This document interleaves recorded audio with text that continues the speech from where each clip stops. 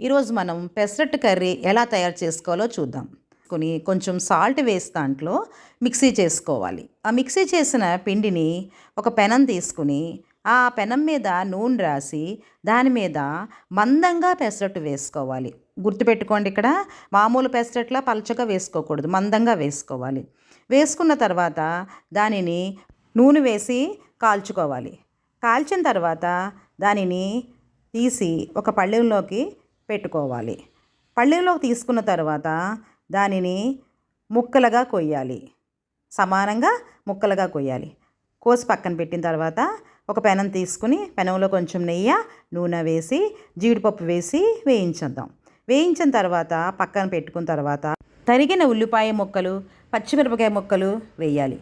వేసిన తర్వాత కొంచెం కరివేపాకు, ఒక స్పూన్ అల్లం వెల్లుల్లి పేస్టు వేసి బాగా దోరగా వేయించాలి.